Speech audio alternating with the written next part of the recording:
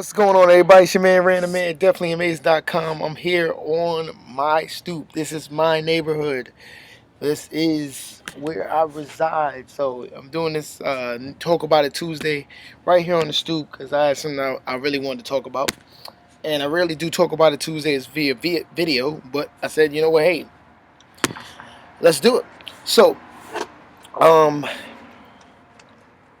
if you've been living under a rock, you don't know a thing or two about what I'm talking about.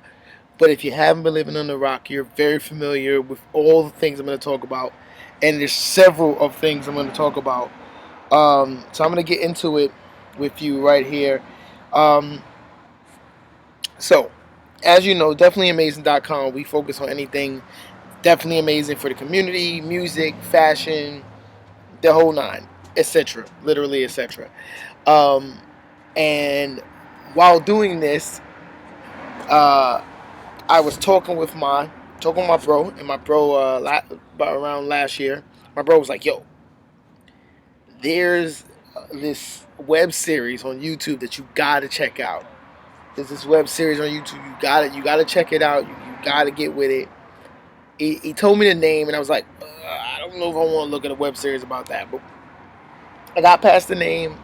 He played me an interview the creators had did 597, and I was hooked. I was hooked off of the creators. The creators they sound like their passion for uh, what they were trying to portray and the meaning behind what they were trying to portray was deeper than the actual title itself.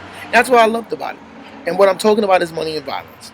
So you saw that I interviewed Motivation, aka Rafe, of Money and Violence last year for the Men of Purpose interview. So you know I like Money and Violence. So this is not a shot against Money and Violence. Money and Violence is a fantastic program on. It's a fantastic program on YouTube. I mean, let's talk about some of the reasons why Money and Violence is fantastic. Um, for starters, Money and Violence is very successful because it speaks to a different audience. It speaks to the people in the neighborhoods that they're talking about. It speaks to people who are living in these neighborhoods where any day could either be your last, any day things could turn for the worse for you.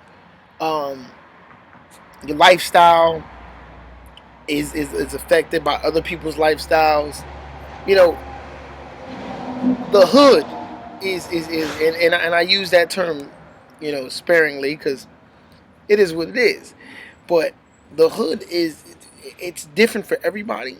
But for the most part, Money and Violence kind of captures the essence of what African Americans um, and Hispanics are dealing with on an everyday basis. You know, yes, we're not dealing with somebody trying to catch a jukes every day, and yes, some of us might not have a mister on the block that's walking around trying to punk people out of their money every day. Maybe those things might be a little bit exaggerated, but they happen in other neighborhoods, and it's not far fetched. So that's what makes Money and Violence great. Um, it's a well written storyline with some really cool things that are going on. You know, it's got multi layers. That's something you don't expect from a web series. You don't expect it to be multi layered. You don't expect it to be it to have twists.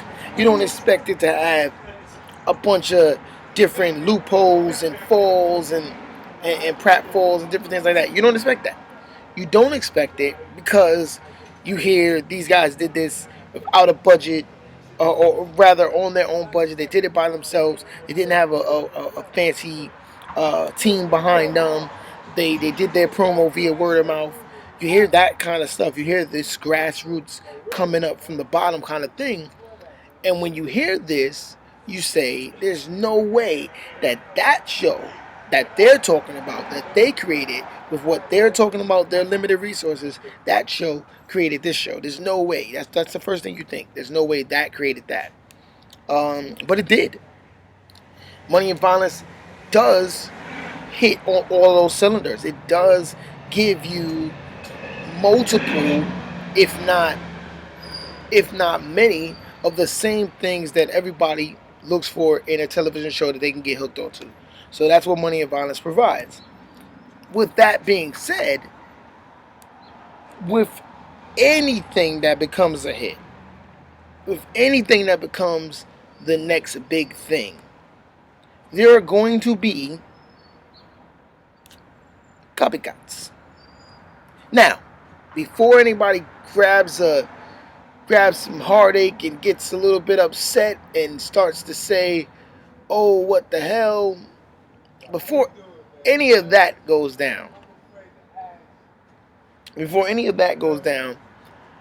that's not what I'm saying here. I'm not saying that anybody in particular is a copycat or for Money and Violence.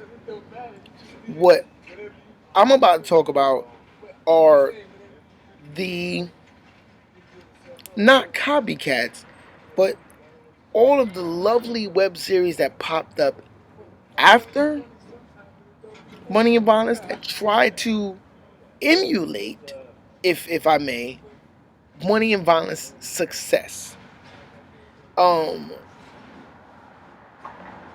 some of them tried to do something totally different than Money and Violence because they saw where Money and Violence might have lacked, and they tried to bring something different, maybe more money into their budget, a different camera, different angles, different things like that. So, in that retrospect, I'm not saying anybody copied Money and Violence. That's not what I'm saying here. I'm saying that there are a lot of emulators to Money and Violence. And here's what we're going to talk about. For starters, Money and Violence now has become such a success that this successful YouTube series has moved on to Tidal. That's number one. So it's a successful formula about Money and Violence. Money and Violence, they became a hit. Such a hit that they got the contract with Tidal. They still do their show on YouTube for their YouTube fans, but got the contract on Tidal, and that's big. That's huge. That's actually major for them to do all this and get the opportunity for that. So with that being said, like I said, we're talking about the emulators. We're talking about all the other things that popped up after Money and Violence. So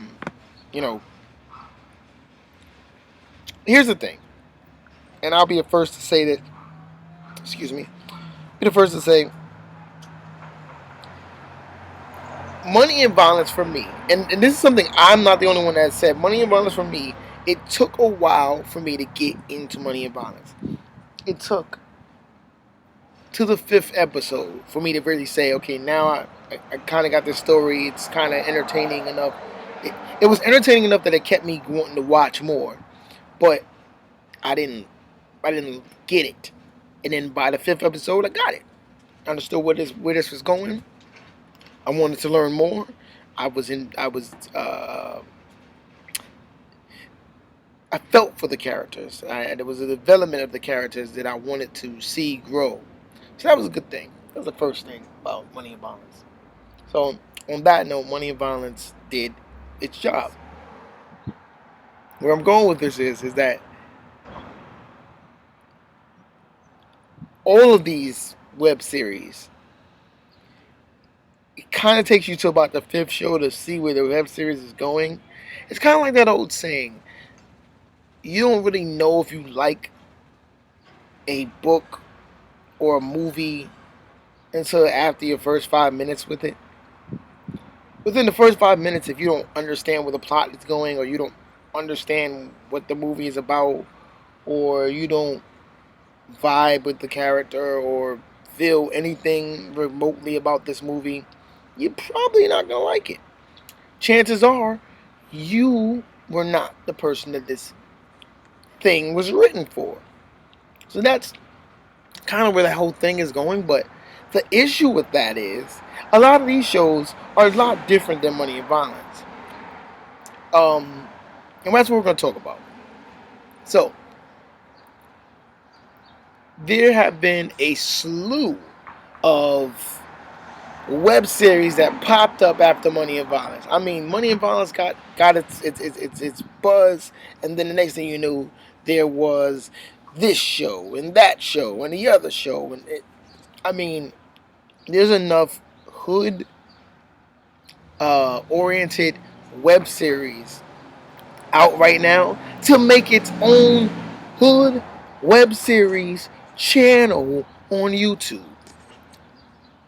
Like, listen to that fact. There are enough YouTube web series about the hood on YouTube to make a channel strictly for hood web series. That means there's a flood. It's the market is flooded, and you know what happens when something gets flooded. There are tons of things that can go wrong when things get flooded. And that's where we've hit, the issue here.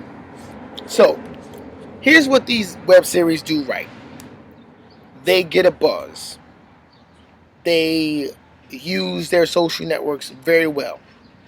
A lot of these web series have over 23,000 hits.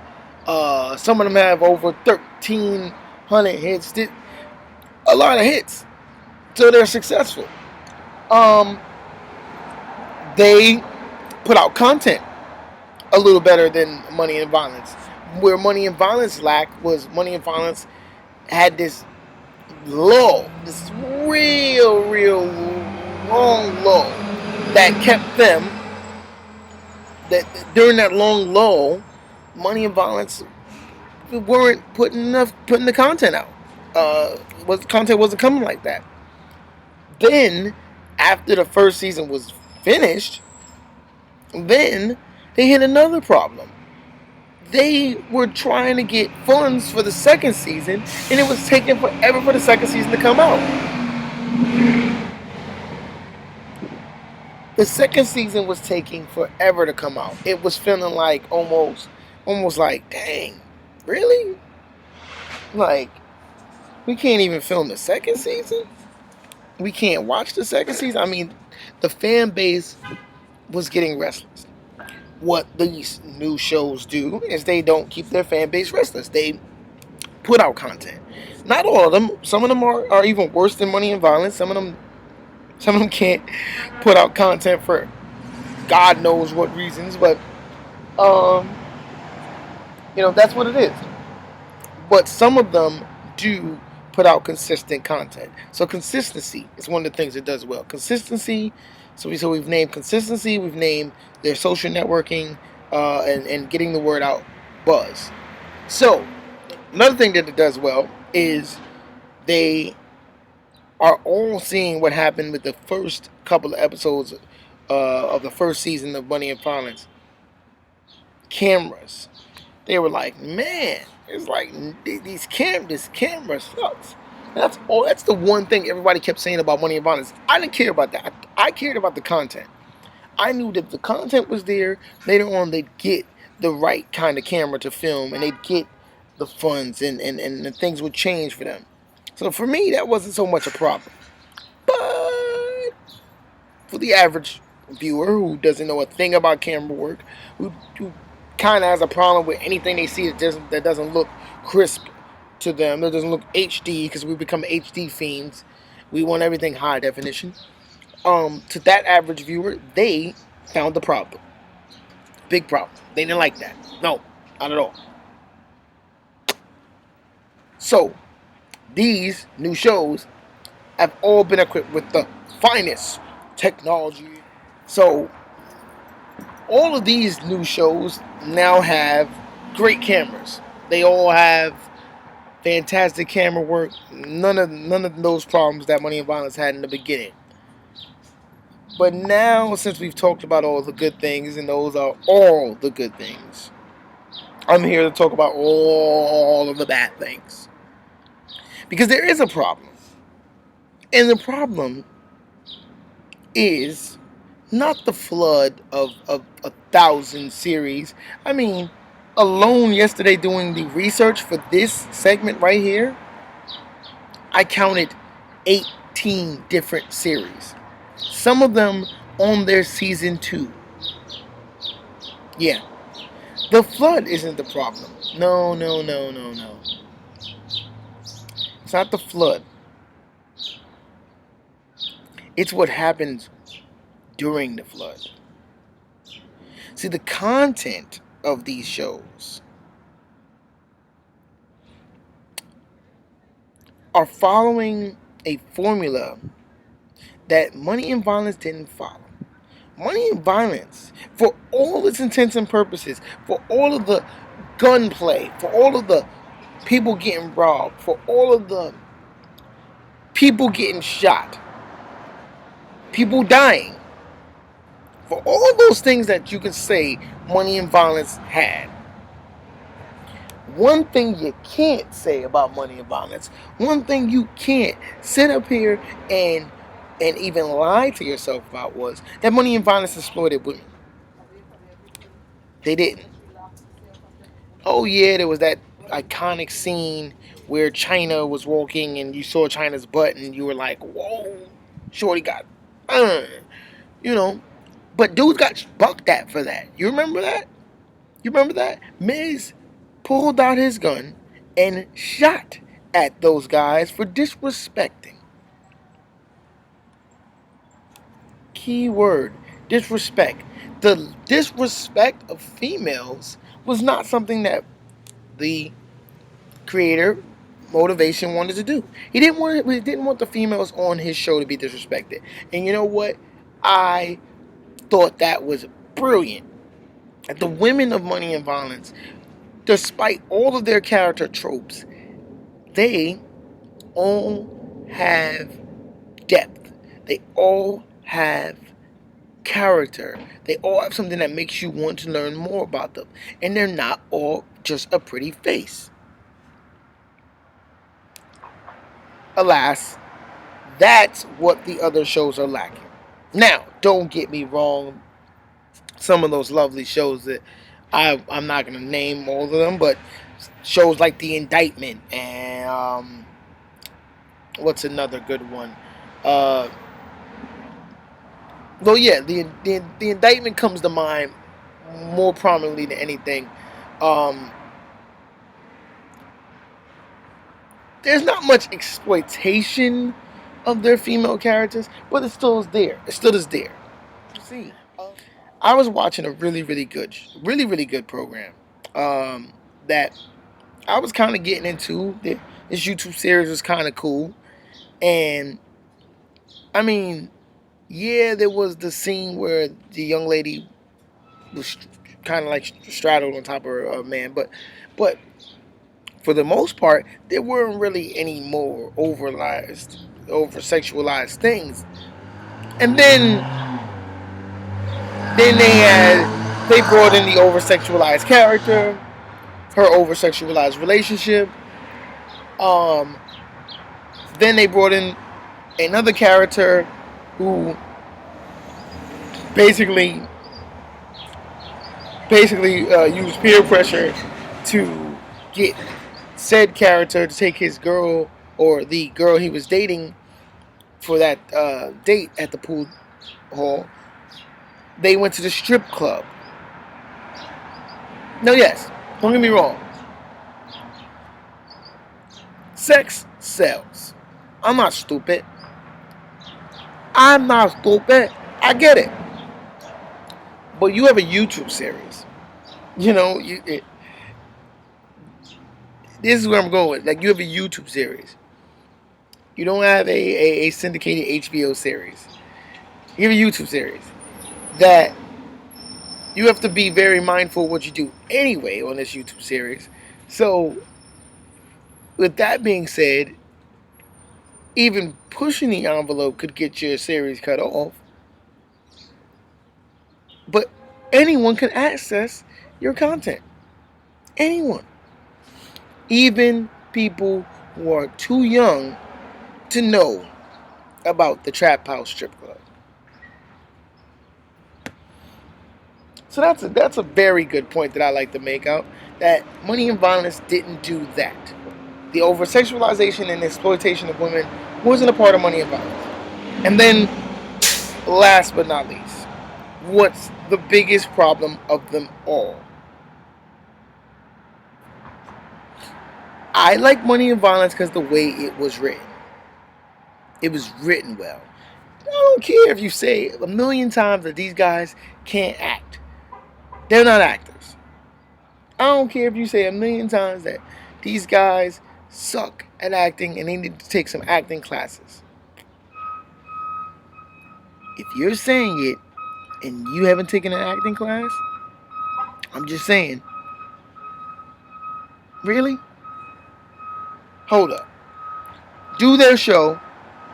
Put your own web series out, because it's obviously easy to do.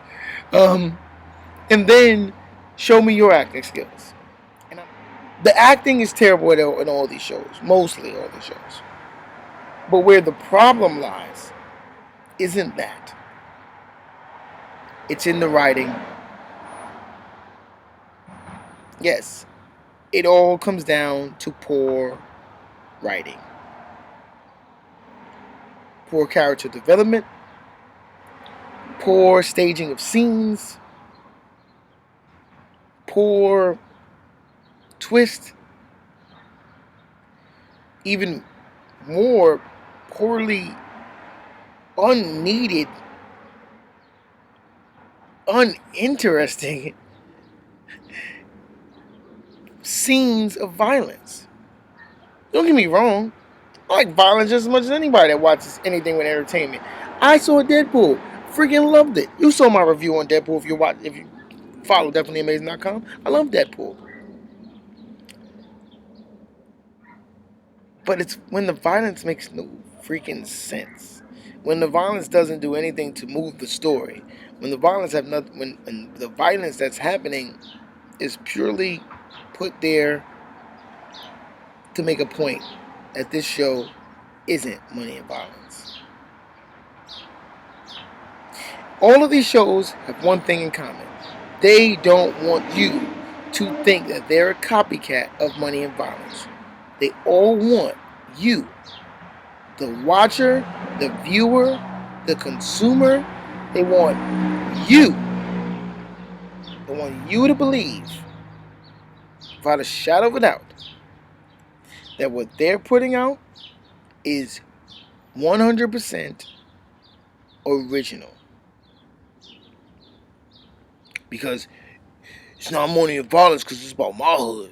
It's about what I'm dealing with. What's going on in my hood? It's about the gunplay in my hood. It's about the drugs in my hood. About the women in my hood. Well, about my corner store with the Ock. Yeah. No. Unfortunately, your hood and every other hood that I've seen on these shows is starting to look the same. You're all starting to blend in. Your titles are starting to blend in. You're all starting to become carbon copies of each other. So you're right. If there's one thing you guys are right on, you're not Money and Violence.